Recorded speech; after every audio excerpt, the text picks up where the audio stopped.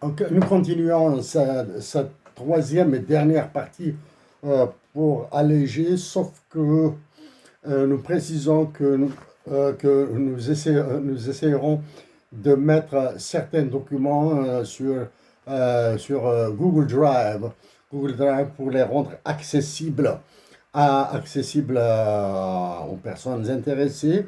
Bien sûr, à chaque fois, nous utilisons généralement au moins les trois pays d'Afrique, Algérie, Maroc, Tunisie, pour pouvoir situer notre pays.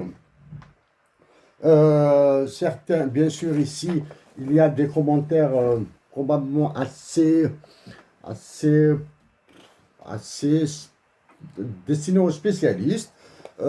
Probablement que nous avons été assez sévères, probablement que nous avons raté une ou deux variables qui, qui- qui pourraient biaiser notre déduction ici.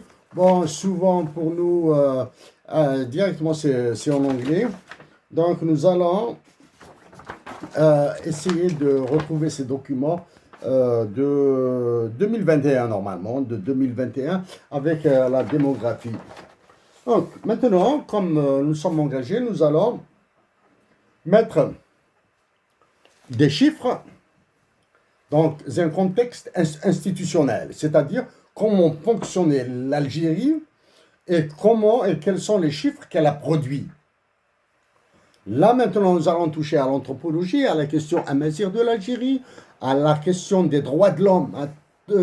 Droits de l'homme.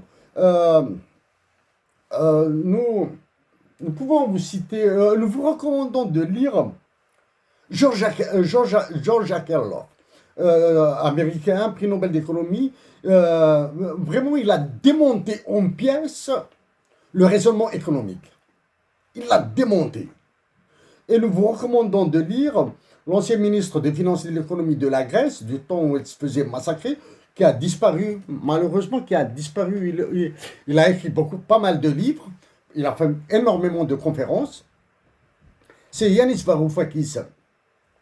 Et il a dit des vérités crues. Surtout, discussion entre adultes. Discussion in a room. Nous l'avons lu en anglais, rapidement en français. George Akerlof, Fishing for the Economy of Fools. À la pêche des crétins en économie, des idiots en économie. Bien sûr, la recherche des crétins en économie vue par George Akerlof, prix Nobel d'économie, un Américain, pas beaucoup plus des États. Des États. Bon, il vise probablement un petit peu le consommateur, c'est-à-dire le citoyen ordinaire, l'Algérien plébéien ou le Marocain plébéien, mais surtout c'est au niveau institutionnel. Bon, ça c'est le document des services du FMI. Les services du FMI achèvent leur mission de consultation de 2021 au titre de l'article 4 en Algérie. Bon, bien sûr, nous avons porté nos observations, c'est-à-dire quels sont les points qui nous intéressent ici, pas mal, entraînant une forte contraction de 4,9%. Donc, dans l'un des documents que nous allons mettre à votre disposition, nous avons calculé la valeur de 1%. Qu'est-ce que c'est que 1% dans le cadre d'une croissance économique, dans le cas d'une récession économique? Comment on représente? Parce que la valeur de 1% est différente avec les mêmes PIB, du moins des PIB inversés.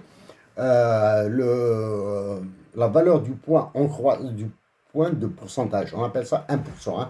Pas un point de base. Un point de base, c'est dans les taux d'intérêt, dans le taux de change, etc. Pas un point de base. Un pourcentage. Quelle est la valeur de 1% en dollars?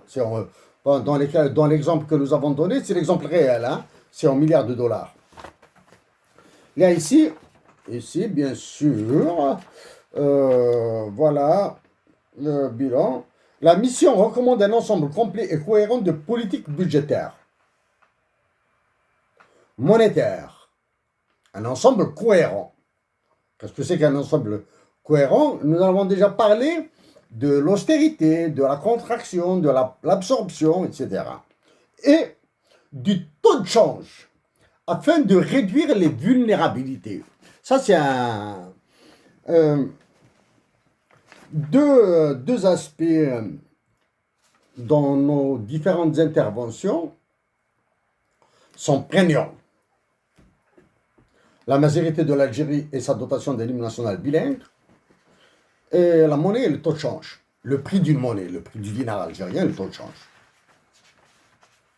Sans être obsessionnel, nous avons travaillé sur la conception d'une monnaie. Donc, mais sans les. Maintenant, nous allons montrer. Voilà, maintenant, nous l'avons déjà dit dans l'une des interventions que vous pouvez voir. Hein. En 2021, la mission a rencontré M. Ben Abdelrahman, Premier ministre et ministre des Finances, M. Fadli, gouverneur de la Banque d'Algérie, qui a été relevé de ses fonctions, du moins qui a été chassé dans une procédure expéditive d'enfer, qui aggrave encore la crédibilité de l'Algérie. Monsieur Arkab, ministre de l'énergie et des mines. Ce ministre, ça c'est le FMI, hein, c'est le FMI qui les a rencontrés.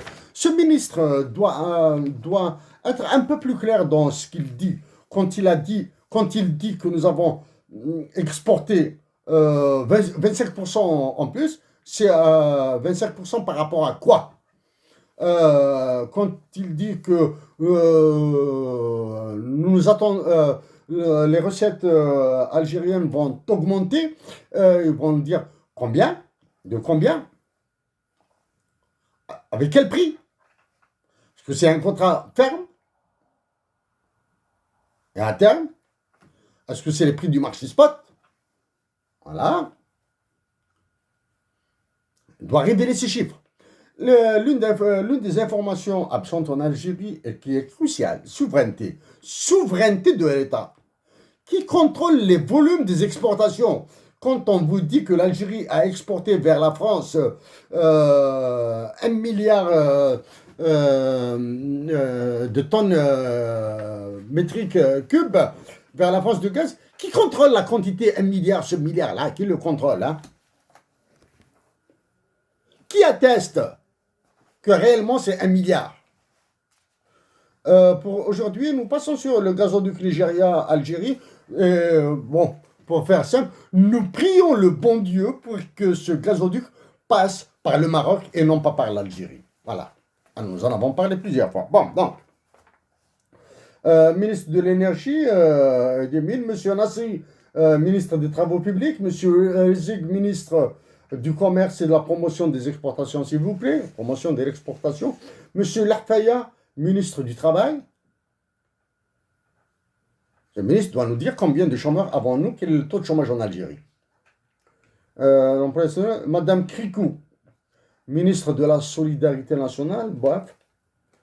L'équipe s'est également entretenue avec d'autres hauts responsables du gouvernement et de la Banque centrale. C'est-à-dire, en plus du gouverneur, ils ont discuté avec d'autres responsables en l'absence du gouverneur. Ainsi qu'avec des représentants des secteurs économiques et financiers de la société civile. C'est qui la société civile en Algérie?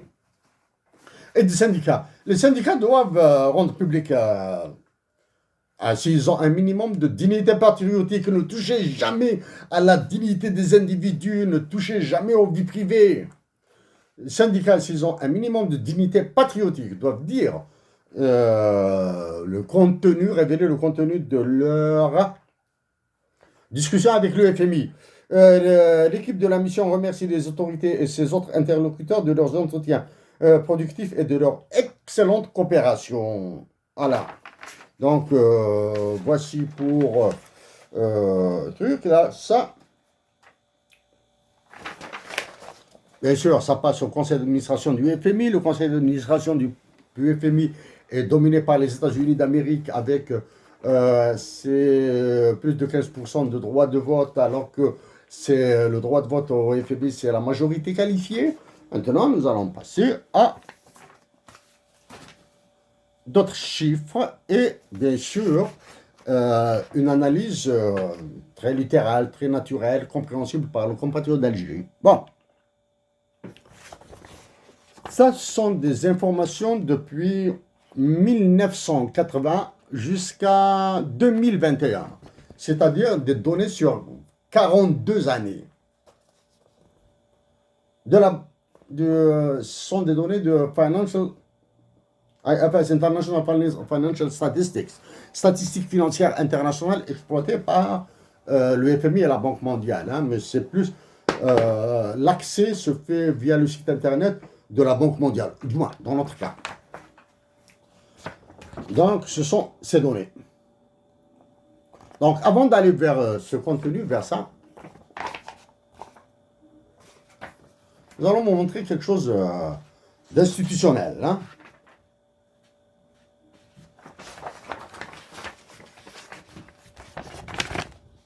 Ça, ce sont les données qui concernent uniquement l'Algérie. Est-ce que vous voyez ce trou-là? Au niveau du Fonds monétaire international, les données de 1992 à 2004 concernant la balance des paiements internationaux de l'Algérie sont absentes. De 1992 à 2004. Les données concernant la balance des paiements internationaux de l'Algérie sont absentes. Les données sont là. Ce sont les données de 1982 de 1980 jusqu'à 2021. Donc 42 années. Les années 90, qu'est-ce qui s'est passé en Algérie? L'Algérie était en cessation de paiement. Il y avait un coup d'État en Algérie, conduit par les janvieristes, destitution. Nous détestons citer des noms, parce que pour nous citer un nom pourrait rendre nos mots passionnels ou quelque chose, alors que nous voulons rester dans la hauteur pour travailler pour une patrie. Donc, en 92, il y a eu un coup d'État contre un président. Il a été remplacé par Mohamed Boudiaf, qui a été assassiné. Voilà.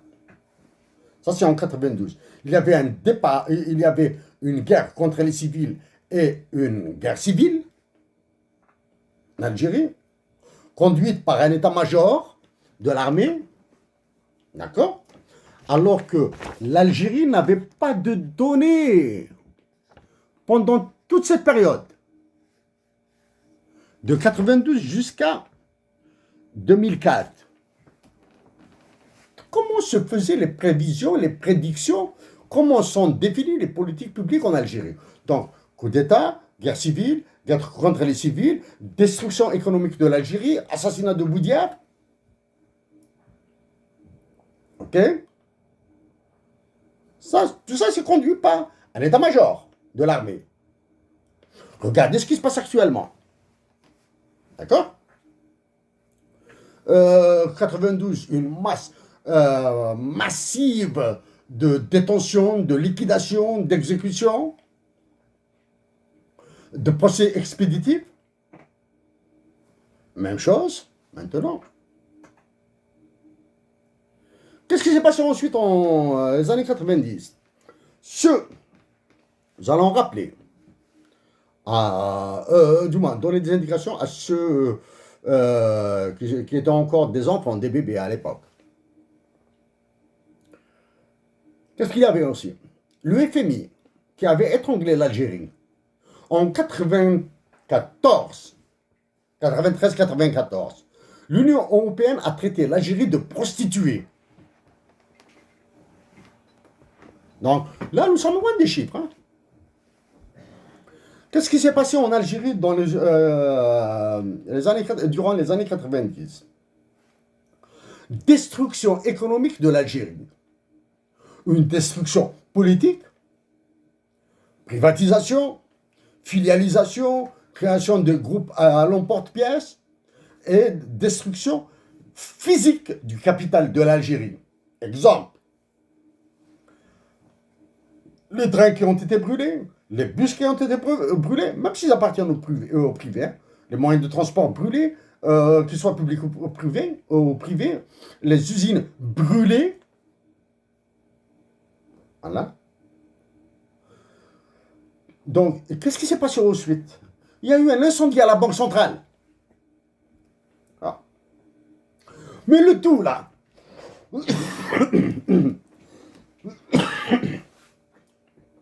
mais le tout, porté par quoi? La violation des droits de l'homme. C'est aussi simple que ça. Violation des droits de l'homme, à la liberté d'expression, à la liberté de penser. Ah. Il y a des Algériens patriotes qui avaient dit certaines choses qui ont été sanctionnées. Il y a d'autres qui ont préféré fuir. Certains ont fui vers la France parce qu'ils ont massacré l'Algérie. D'autres ont fui vers la France, et le Canada et les États-Unis d'Amérique et l'Angleterre parce que c'était le massacre. Malheureusement, ils ne pouvaient rien dire de peur d'être exécutés, d'être assassinés. Ça, non? Ça, c'est les années 90. Maintenant, depuis 2019 depuis 2015, et depuis 2019 en particulier, et le coup d'État et ce mouvement ravageur-là, qui a encore renforcé, qui a rendu encore l'état-major plus violent. Voilà. C'est la même chose. De là, nous allons remonter à légèrement avant. De 1980 à 1989. Les chiffres, nous allons revenir dessus, nous allons les commenter, donner l'impact sur les chiffres. 1980 à 89. Premier élément, Tafsiti Maziran, printemps 80, avril 80. Regardez où se retrouve la majorité de l'Algérie. Et une pensée respectueuse, affectueuse à la famille de Bacham Mustafa, à la famille de Hamza Kamal, que nous avons eu le privilège de rencontrer, aux parents de Salah Boukri, que nous avons eu le privilège, s'ils sont encore de ce monde. Assil Goular Bilamar, Tamazir, qu'est-ce qu'elle devient? À l'époque, Mohamed Haroun, le plus grand révolutionnaire de Tamazir, qui le sera sur 100 000 ans,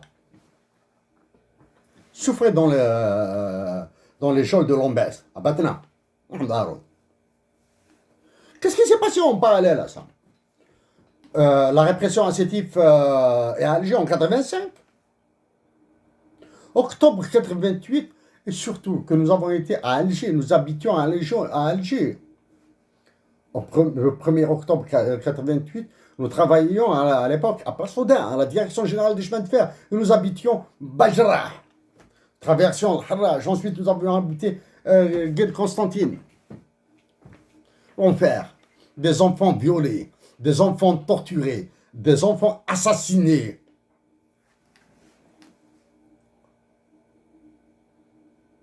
Ça, c'est 88.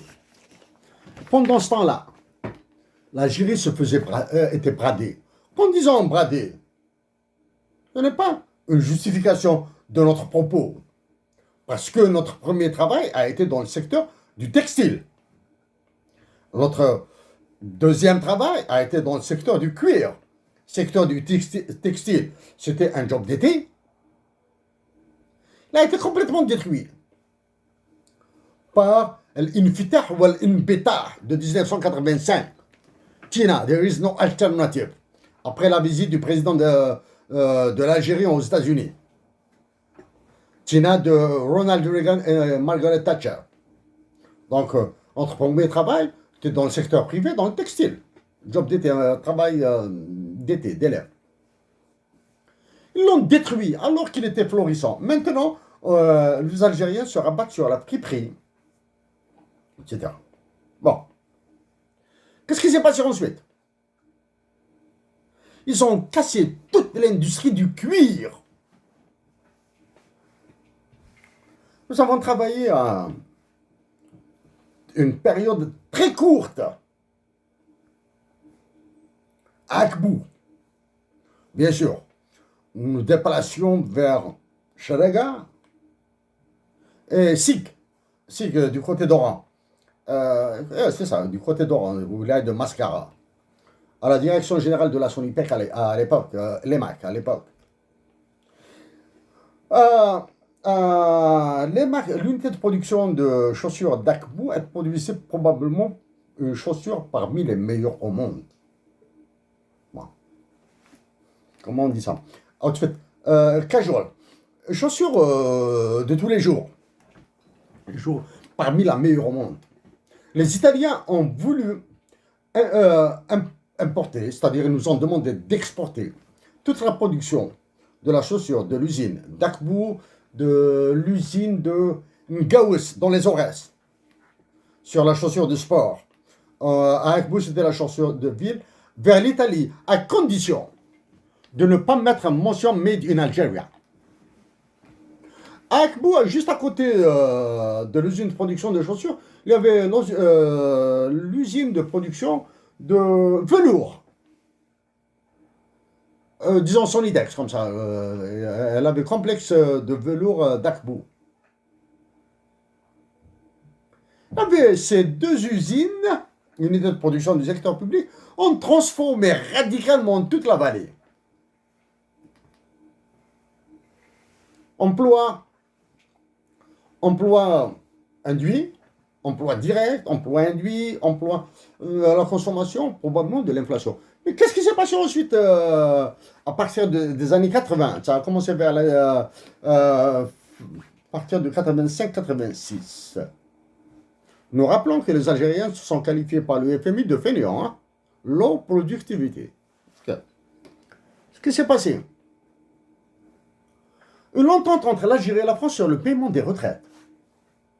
Les Algériens retraités de France et qui résident en Algérie ont la possibilité d'encaisser leur pension de retraite en euros, en francs français à l'époque et en euros après, en Algérie. Donc il y a la mesure de réciprocité. C'est-à-dire, les retraités algériens qui travaillent en France, qui résident en France, ont le droit de recevoir le pension de retraite en euros maintenant. Et quels sont les retraités algériens qui résident en France maintenant? Ça, c'est quand nous nous adresserons au président et roi de France et de sa colonie africaine, Emmanuel Macron, nous allons reparler de ce point-là. En plus des radiations de l'organe, etc. Et des droits de l'homme. Donc, en 1980, donc, ça. Maintenant, nous allons vous montrer juste des chiffres pour vous des chiffres. Ça, bon, c'est petit, mais vous pouvez le consulter, le télécharger. De 1980 à 2021, là, les Marocains et les Tunisiens sont concernés. Hein. De 1980 à 2021, le dollar américain a été surévalué de, écoutez bien, hein, de 3419,63%. De 1980 à 2021, le dollar US a été surévalué de 3419,63% par rapport au dinar algérien.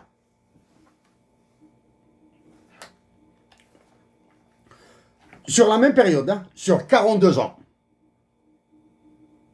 de 80 à 81, le dirham marocain a été surévalué, le dollar américain a été surévalué du dirham marocain de 128,33%. C'est énorme. Mais comparé aux 3419,63% de la surévaluation du dollar par rapport au dinar, le Maroc a été épargné. La Tunisie, de 80 à 2021, Le dinar tunisien, le dollar américain a été surévalué de 590,07%. Maintenant, si s'il vous plaît, ce n'est pas l'une des bagarres universitaires hein, avec des mathématiques que j'ai eues à l'université de Montréal, c'était concernant ça. Et il y avait une deuxième bagarre, affrontement hein, académique, hein, universitaire, sur l'optimalité de Pareto, hein, les optimums de Pareto. Voilà. Ça, parce qu'ils ils apparaîtront dans les négociations internationales de l'Algérie, c'est un enfer. Bon, bref. Maintenant, avec ces taux de 80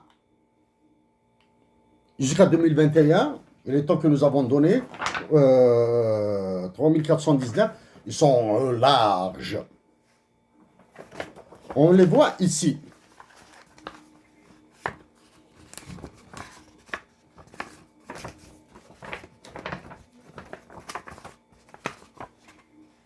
Alors, d'une manière assez simple, hein, ça, nous les avons décomposés par décennies, hein, par dizaines, par décades.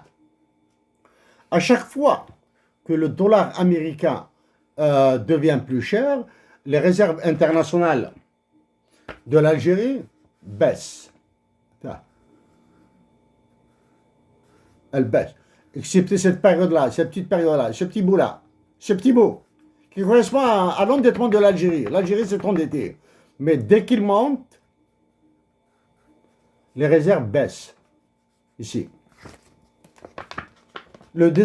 Par contre, quand il est stable, ça c'est le taux de change à l'international. Hein. Sur les marchés financiers, ça c'est pas au niveau de la Banque centrale. Quand il est stable, les réserves internationales de l'Algérie s'améliorent. Maintenant, regardez depuis 2009.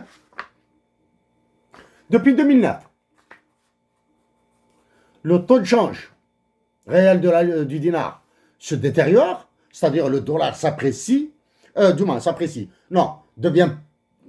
de la puissance, il écrase de plus en plus le dinar algérien, les réserves internationales sont là. Et maintenant, c'est ici, c'est les réserves internationales, donc dont nous avons dit quelques mots avant.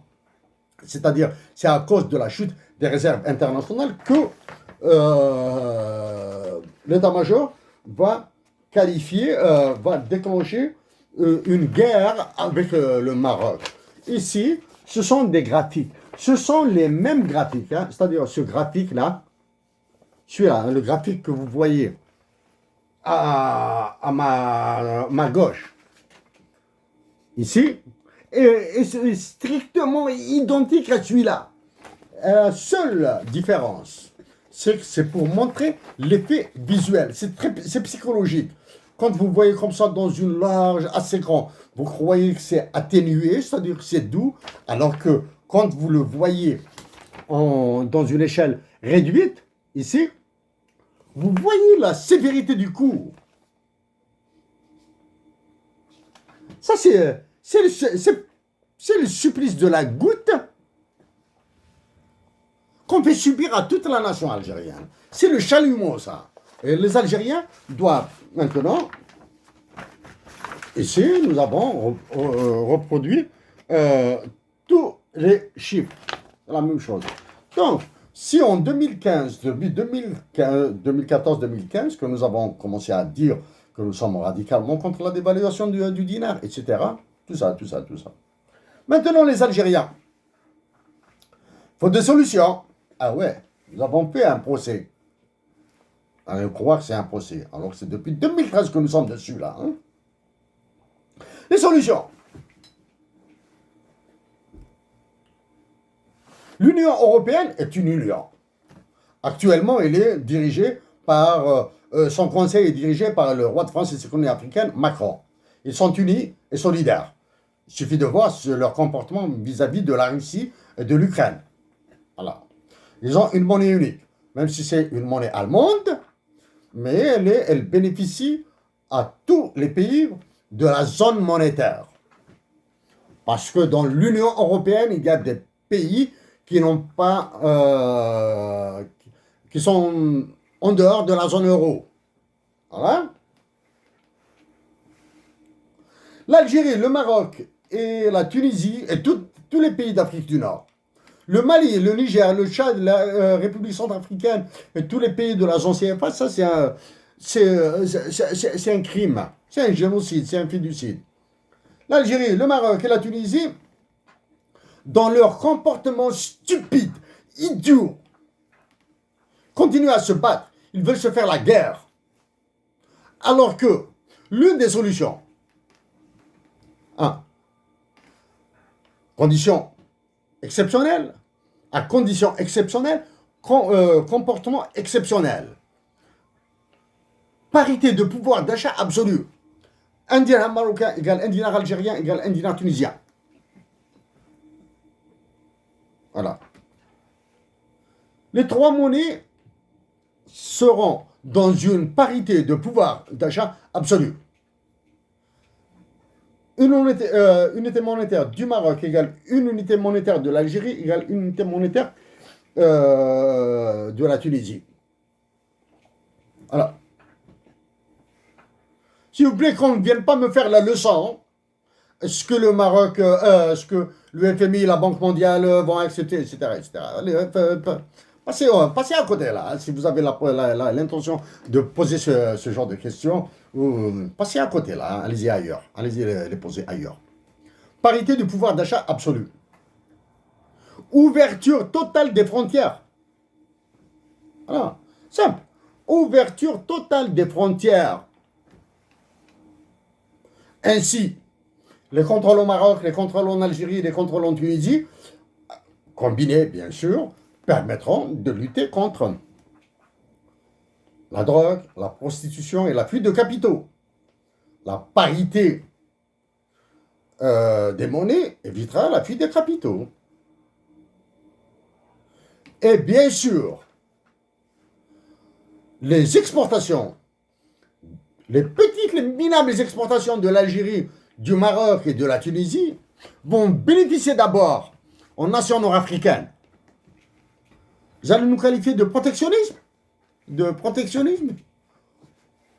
Non, ça fait longtemps depuis que nous avons dit notre orientation libérale. Ben non. Nous faisons ce que font les autres. Exemple d'autres. Quels sont les autres? L'Indonésie, qui a fermé ses frontières. Le Japon, qui a taxé le riz, s'il n'a pas baissé entre-temps, à plus de 130% là. Parité de pouvoir d'achat immédiat des monnaies. Hein? Création d'une monnaie ad hoc. Bon, nous n'avons pas le temps, nous ne pouvons pas. Non, nous créons une monnaie ad hoc et les banques centrales vont faire la compensation sur la base des résultats qui montent, des résultats du commerce, du trafic, des échanges à la base. Là, hein? Que gagnerons-nous? Une meilleure solidarité, une équité dans l'échange, l'équité et le jeu. Nous allons renforcer la fraternité et la solidarité.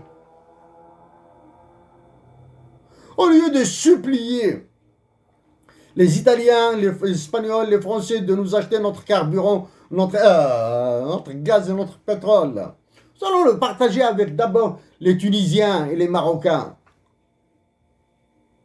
Le Tunisien, la Tunisienne, le Marocain et la Marocaine sont aussi frères que nos sœurs et frères d'Algérie. Ah, on est. Ensuite, en Tunisie, il y a une naissance des mouvements anthropologiques amazirs sur la mazérité de la Tunisie. Avec ce que font les Marocains, ce que font les Algériens et les Tunisiens, avec le recul. C'est une chute drastique, un recul vers les années 1920 ou 1900, même pas, il y en a 60, 70, dans le domaine anthropologique de la majorité de l'Afrique du Nord, un recul qui fait froid dans le dos là. de l'Algérie, du Maroc et de la Tunisie. Renforcer la majorité pour qu'elle redevienne un ciment. Sinon, ce sont les trois pays qui vont se fragmenter.